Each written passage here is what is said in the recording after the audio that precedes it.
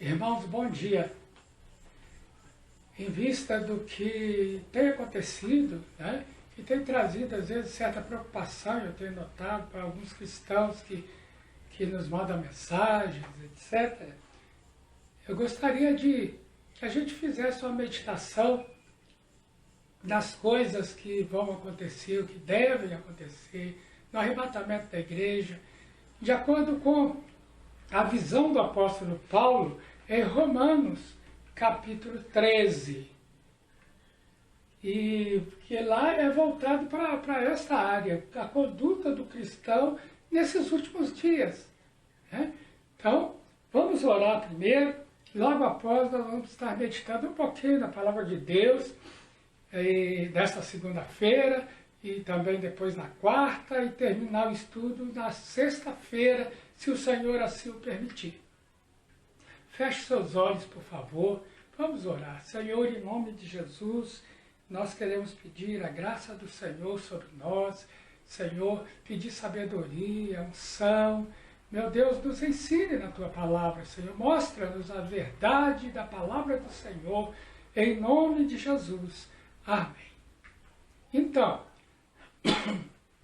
alguns acontecimentos que têm marcado este início do século XXI, né, nos fazem crer que estamos vivendo os chamados últimos dias, né, o tempo da vinda do Senhor Jesus. Todos nós cristãos esperamos por esta vinda, ansiamos pela vinda do Senhor. E acerca desses fatos, né, ou de fatos como esses, Jesus disse para os seus discípulos, lá no Evangelho de Mateus, capítulo 24. E lá o Senhor diz, e certamente ouvireis falar de guerras e rumores de guerras. Vede, não vos assusteis. Não é para se assustar. Não é para ficar assustado com isso. Porque assim, é necessário assim acontecer. Mas ainda não é o fim. Porquanto se levantará nação contra nação, reino contra reino, haverá fomes, terremotos em vários lugares. Nós temos visto isso acontecer nos nossos dias. Porém, tudo isso é o princípio das dores. A orientação dada por Jesus para os seus discípulos, tendo em vista guerras e rumores de guerras, nação contra nação, reino contra reino e terremotos, não se assustem. Não é para assustar, irmão. Não é para ficar assustado. Agora nós estamos fechados em casa, né, de quarentena pelo coronavírus. É um dos sinais. Não fique assustado. Não se assuste com isso. Faça o que tem que ser feito. Espere com tranquilidade que o Senhor vem nos buscar. Amém? Mas, certamente isso vai acontecer. Pois é necessário que seja assim. Mas isso não significa que chegou o tempo. Sendo assim, apesar da mobilização que as catástrofes promovem no meio cristão, né, nós vemos tanta postagem, tantas profecias que irmãos entregaram, e tantas notícias, algumas boas, outras más, né, no geral, não devemos ficar inquietos e amedrontados. Mantenha a sua calma. Não fique amedrontado. Não fique inquieto.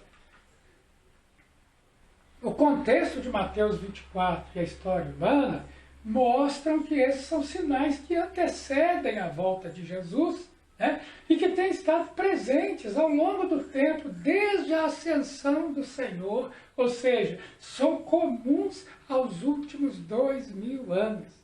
Tudo isso que tem acontecido, guerras, né, rumores de guerras, nação contra nação, etc.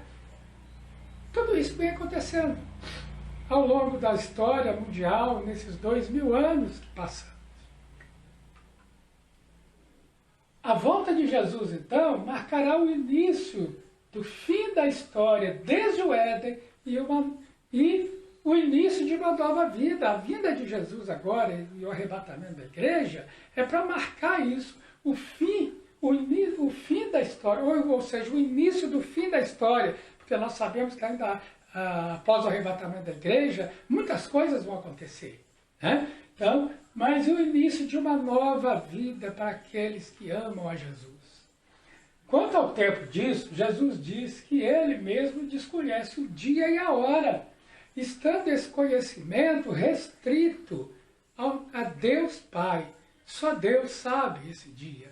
Nós podemos perceber, nós podemos falar, nós podemos imaginar, mas só Deus sabe que dia será esse.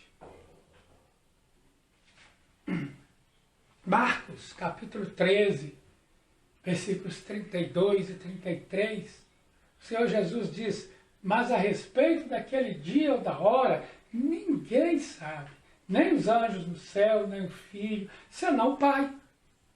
Estai, pois, de sobreaviso, vigiai e orai, porque não sabeis quando será o tempo. Então, a ênfase de Jesus não é nisso aqui.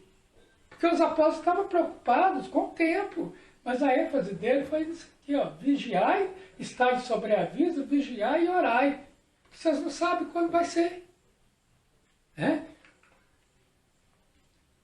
Visto que todas essas coisas hão de ser assim desfeitas, aí já é o apóstolo Pedro, né, escrevendo na sua segunda carta, deveis ser tais como os que vivem em santo procedimento e piedade, esperando e apressando a vinda do dia de Deus. Nós percebemos que nós podemos não somente esperar, mas apressar a vinda de Jesus. Mas como? Vivendo tais como os que vivem em santo procedimento e piedade. É isso que Pedro está dizendo. Para apressar, esperar e apressar a vinda do Senhor, nós temos que ter um procedimento santo, viver uma vida piedosa. E aí ele fala de vida cristã. Está falando de vida cristã. Até aqui, nós não precisamos ficar alarmados, preocupados, né, com esses eventos de aparência apocalíptica, porque o Espírito Santo fala por meio de Paulo. E ele diz, lá em Romanos capítulo 13, que é o nosso objetivo, meditar nesse capítulo de Romanos. E lá está escrito, e digo isto a vós outros, que conheceis o tempo. Nós conhecemos o tempo, irmão. Já é hora de vos despertar do sono. O mundo não conhece o tempo. Quem conhece o tempo é a igreja. E o apóstolo Paulo, então, exorta a igreja a despertar. Acorda. Acorda, igreja. É isso que ele está dizendo. Já é tempo, você já dormiu demais. Porque a igreja, irmãos, tem pregado tanta coisa, a gente tem visto tantas coisas, eu já tenho visto sinais disso. Eu já estou percebendo, eu não sei se é de Deus, mas eu creio que seja, sabe? Pois aquelas igrejas que batiam tanto nas teclas da bênção, né? Vem aqui receber uma bênção, igrejas que ensinavam o povo a buscar as coisas desse mundo, igrejas tão apegadas a dinheiro, a coisas materiais. Eu tenho notado que estão pregando diferente nesses dias de quarentena. Estão chamando o povo para orar, para vigiar, para jejuar. Hoje mesmo, domingo, né? Mesmo foi um dia nacional de jejum, conclamado por muitas igrejas. Né? Então eu tenho visto isso aqui, a igreja despertando. Por quê? Porque a nossa salvação, diz o apóstolo Paulo, está agora mais perto do que quando no princípio cremos. É lógico. Né? Eu me converti há 34 anos atrás. 35 praticamente. A minha salvação hoje, a nossa salvação, está muito mais perto hoje do que há 35 anos atrás. Hoje está muito mais próxima a vinda de Jesus do que há 35 anos atrás. São 35 anos a menos. Né? A única certeza que podemos ter é que o momento de se completar a nossa salvação, eu já falei muito sobre isso, nós estamos salvos. Você está salvo. Se você crê em Jesus, você está salvo. Mas a nossa salvação só vai realmente se completar do arrebatamento da igreja, quando seremos libertos do mundo, de todas as coisas do mundo. Hoje nós temos que lutar dia a dia, né, com a carne, com o pecado, com o mundo. Né? Então, a única certeza que nós podemos ter é que este momento, né, está mais perto do que quando nós começamos a crer. Então nós vemos que os últimos dias, ao invés de provocar medo, provocar ansiedade, né, devem gerar uma tomada de atitude. A palavra de Deus, principalmente aqui em Romanos capítulo 13, ela nos convoca uma tomada de atitude. Eu tenho visto, muita gente, vizinhos meus, sabe, ansiosos, sabe, cheios de ansiedade, com medo. E eu tenho falado isso. Não, a gente tem que ter atitude. É atitude. Uma das preocupações que o cristão deveria ter nesses dias seria viver uma vida segundo os padrões do reino que há de vir. Jesus vai trazer um reino eterno, o reino de Deus. Então, a nossa preocupação seria como nos encaixar nesse reino, né? Através da nossa maneira de viver. Porque nós já fazemos parte desse reino, nós não usufruímos totalmente esse reino, porque Jesus ainda não voltou, mas nós já somos cidadãos dos céus.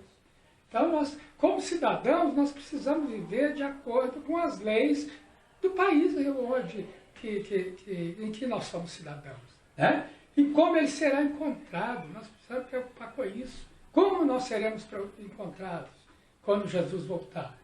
É sobre isso que Paulo fala, em Romanos capítulo 13. E lá no Romanos capítulo 13, 14, né, o que nós pretendemos abordar na próxima quarta-feira, se o Senhor nos permitir. Nós vamos então lá na quarta-feira, devemos meditar em Romanos capítulo 13, versículos 11, 14. E eu gostaria até de sugerir a você: estude Romanos, se for possível, todo o livro de Romanos, né? Toda a epístola aos Romanos, mas se não, pelo menos o capítulo 13 todo, medite nele, né? Procure compreender o que realmente o Espírito Santo fala através do apóstolo Paulo.